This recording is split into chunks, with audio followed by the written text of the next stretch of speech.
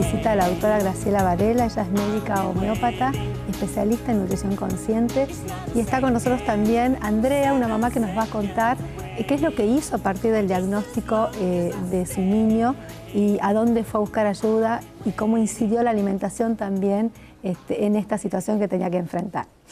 Graciela, bienvenida. Muchas gracias. De nuevo por acá. Contenta de estar acá, sí. Bueno, contanos, Graciela, ¿por qué es importante el tema de la alimentación en el abordaje integral de un niño con autismo? Bien, yo diría en que no es importante el tema de la alimentación en el abordaje de cualquier patología, sobre todo hablando de enfermedades modernas.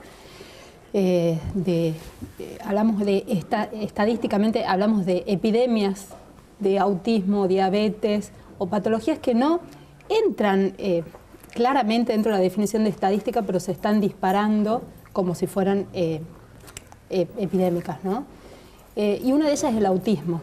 Por eso me estoy ocupando y preocupando tanto de este tema y de buscar un abordaje integral biomédico para tratar este problema. Creo que hoy en día ningún médico puede desconocer, o ninguna persona puede desconocer dentro del área de la salud, que la estadística es abrumadora. En los años 60, 70 hablábamos de un caso en 5.000, hoy se está hablando de un caso cada 50 o 70 niños, según la sensibilidad del diagnóstico y el país. Y si sigue esta proyección, podríamos afirmar que para el 2035 va a ser 1 de cada 2, o para el 2050 el 100%. Entonces, tenemos que ver, buscar, ahondar más en las causas y ahí legitimar todo tipo de trabajo, validar todo tipo de hipótesis o trabajo de investigación que nos permita comprender más profundamente la causa de lo que está pasando. Y respecto a la alimentación, se han visto, y yo veo en el tratamiento de los niños con abordaje integral de los trastornos del espectro autista, una mejora significativa, principalmente dejando ciertos alimentos que provocan cierta toxicidad o cierta alteración en el sistema nervioso. Por ejemplo, y ahora capaz que tiro alguna bomba, entonces quiero ser muy clara y precisa en lo que diga, los lácteos y el trigo, el gluten del trigo. ¿Por qué el trigo? Porque el trigo de hoy tiene 40, 50 veces más gluten que el grano original. Y ¿qué pasa en los niños con trastorno del espectro autista? Hay algunos problemas digestivos, se dan con mucho más frecuencia, problemas digestivos, respiratorios y alérgicos. Bien. Por eso la importancia del abordaje integral. Y dentro de los problemas digestivos hay alteración de la flora intestinal, el llamado síndrome del intestino permeable, pasan muchas más moléculas y sustancias que no deberían pasar normalmente al torrente sanguíneo. Entre ellas, como hay una mala digestión de las proteínas que no terminan de transformarse en aminoácidos, que es la síntesis, la parte final de la digestión. La partecita como nosotros lo asimilamos en el cuerpo. Se forman péptidos como la glutamorfina y la caseomorfina en el caso de los lácteos, pasan al torrente sanguíneo y actúan en el sistema nervioso central. Son sustancias neurológicamente activas que producen cierto estupor, embotamiento, porque se unen a los receptores de morfina. Actúan como opiáceos, ¿sí? Entonces, ¿y eso traducido, qué significaría? Sí. Que si comemos más lácteos, claro, y más harinas, y en el caso de los niños que tienen estas características, sí, ¿qué es lo que incide en su sistema nervioso? Una depresión en el sistema nervioso, una falta de conexión. De hecho, yo no me creo dueña de la verdad en esto. Hay estudios que avalan esta hipótesis, otros que quizás no, exactamente. Entonces, como yo digo, la última palabra la tiene el paciente, la respuesta del paciente.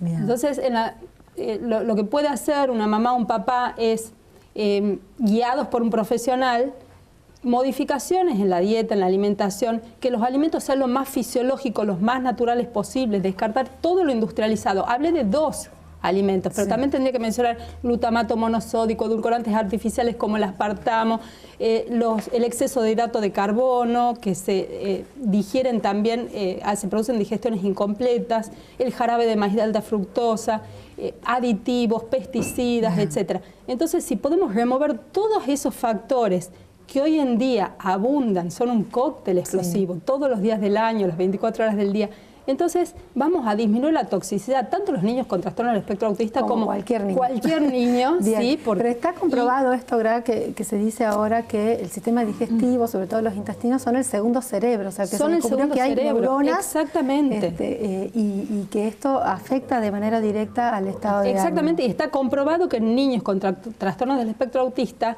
hay mayores problemas digestivos, ya sea eructos, distensión, muchas flatulencias malolientes, diarrea crónica, constipación o diarrea alternando con constipación, esofagitis, que quizás explique también cierta irritabilidad sin causa o trastornos autoagresivos o trastornos del sueño provocados por... Cualquier persona cuando tiene un problema digestivo está mucho más irritable, está con toda su energía puesta en eso, hay una sensación de malestar general. Cuánto más un niño y que además tiene que enfrentar un montón de cosas. Bueno, me parece interesante esta idea de los factores de riesgo, ¿no? Es decir, uno cuando enfrenta cualquier tipo de patología, también está qué es lo que yo puedo hacer para que esto sea mucho menor o para que los síntomas disminuyan o para que la calidad de vida de la persona aumente. Y sí, una cosita más quiero decir para cerrar, porque no todo pasa por la comida. Es importante el abordaje integral, este es un aspecto, también la desparasitación, bueno, yo doy homeopatía para corregir el desequilibrio de la fuerza vital y todo el equipo terapéutico, el pediatra y demás, trabajar de manera interdisciplinaria, no es lo único, pero es un tema del cual no se habla tanto, por eso hago énfasis ahí. Sí, por eso me parece importante charlar de esto. Bueno, como vos decías, la verdad la tiene el paciente, ya que estamos con Andrea, que bueno, a partir del diagnóstico que tuviste vos de uno de tus niños, empezaste a buscar ayuda y buscar soluciones, como científica que sos, porque vos venís del palo de la ciencia, ¿no? Sí, es verdad. Eso también incide, no es lo mismo una mamá que tiene una cabeza de una manera a otra mamá que lo enfrenta de otra forma. ¿Qué hiciste vos, Andrea, ante este diagnóstico? Bueno, primero hice un abordaje terapéutico convencional, que es cognitivo-conductual. Durante un año no veía cambios en mi hijo, me entré a desesperar, entonces me fui al FLENI y bajo sugerencia del FLENI hicimos un abordaje totalmente integral. ¿En qué consistía? ¿En qué consiste? Porque hasta el día de la fecha seguimos con este tipo de abordaje. En trabajar mucho con los papás. Nosotros tenemos un coach que está constantemente asesorándonos a nosotros, tanto en la casa como en salidas, todo lo que compete a la vida cotidiana de mi hijo. En la escuela, un trabajo también de cognitivo-conductual individualizado 1 a 1, integración sensorial y por las características que presentaba, características clínicas que presentaba mi hijo, como ser problemas respiratorios, problemas gastrointestinales, con muchísima frecuencia, el FLENI me recomienda hacer un abordaje biomédico y es ahí que hago contacto con una doctora porque para mí es muy importante recalcar que yo todo lo que hice, lo hice bajo supervisión de gente idónea en el tema y profesionales, los profesionales adecuados. Entonces, este tipo de abordaje consistía en desintoxicación, en desparasitación y una dieta donde teníamos que eliminar todos los alimentos de los cuales mi hijo era intolerante. De hecho, yo por prueba y error, al saber cuáles eran los alimentos, porque hicimos estudios bioquímicos, podía predecir. Entonces yo misma le decía a los terapeutas, bueno, ahora mi hijo comienza a estar desconectado, hiperactivo, porque fue a un cumpleaños, comió caramelos, torta, gaseosas. Entonces podíamos ver cómo se disparaba y cómo todas esas sustancias actúan, como dijo la doctora, de una manera como opiáceo. Entonces, ¿qué pasa? El niño se desconecta, pierde el contacto visual, comienza a estar hiperactivo. Entonces, es ahí donde empezamos a ver cómo mi hijo empieza a despegar. También hicimos otro tipo de abordaje que hasta el día de hoy lo hacemos, que es integración sensorial. Entonces, ahí pueden ver cómo hicimos un trabajo totalmente integral y que hoy por hoy, gracias a Dios, viene evolucionando bastante bien. Y algo muy importante para decir es que no hay que ponerle un techo a nuestros hijos. Entonces hay que seguir luchando día a día y buscar qué es lo que en ellos funciona para que estén mejor y lograr esa autonomía que tanto nos preocupa. Bien, bueno, muy interesante esto que decís, Andrea, sobre no ponerle un techo, ¿no? Porque por ahí, bajo un título de cualquier patología, ¿no?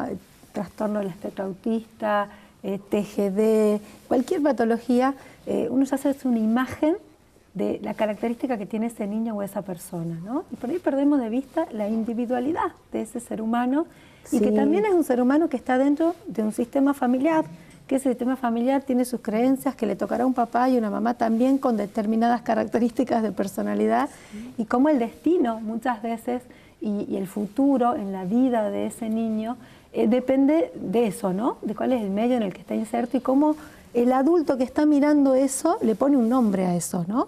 Es decir, bueno, ¿qué estoy viendo yo acá? ¿Estoy viendo un autista o estoy viendo a mi hijo con sus características y desde ahí lo voy a acompañar?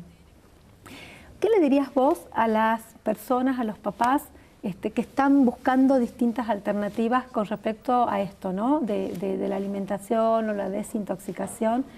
¿Qué les sugerirías que haga al respecto? Bueno, desde mi experiencia, sí, personal y por las características que presentaba mi hijo, hacer la dieta y todo, porque es, bueno, como dijo la doctora, es un abordaje muy integral, pero que consiste en desintoxicación, desparasitación y una dieta natural. Cuando yo empecé a realizarla, ahí es donde veo que mi hijo empieza a despegar. Y creo que, bueno, estoy convencida de que si una persona neurotípica o con cualquier dificultad está con un organismo en armonía, en completa salud, puede responder muchísimo mejor tanto en su trabajo como a los abordajes terapéuticos que se realicen, y podemos tener un niño que se encuentra mucho más, digamos, emocionalmente más equilibrado, porque si ellos no pueden expresar el dolor, no pueden decir, mamá, me duele la panza, o tengo cólicos, entonces todo eso altera muchísimo las conductas, y obviamente que todo lo que uno realice, las terapias, no pueden tener los resultados esperados. Perfecto. Entonces la alimentación conectada directamente con la posibilidad de contacto de ese niño y con sumar, con que se potencie todo lo demás que los papás y los profesionales estén haciendo. Todo suma. Algo que a mí también me ha sumado muchísimo es el coach. Bien. Y también aprender el modelo que se llama modelo DIR o Floor Time, porque aprendí a jugar con mi hijo en el suelo y disfrutar de los juegos de él, que no es un juego simbólico en ese momento, aprender a jugar con él, a disfrutar y a buscar que él se interese por las personas y no por el objeto propiamente dicho. Bien. Bueno, experiencias reales, de casos reales, y cómo los papás van encontrando respuestas para esto, y la medicina también va aportando cada vez más soluciones integrales. Bueno, tenemos que cerrar lamentablemente este segmento. Muchísimas gracias, Graciela, y a vos, Andrea, por contarnos tu experiencia. Y vamos en un ratito nada más a nuestro último segmento, donde nos visitan unas mamás que son representantes de un grupo acá de Tucumán, que justamente con esta inquietud decidieron unirse, compartir información y acompañar a sus niños en su crecimiento. Después de la pausa, aquí en Consulta Abierta. J'assume les raisons qui nous poussent de changer tout. J'aimerais qu'on oublie le couleur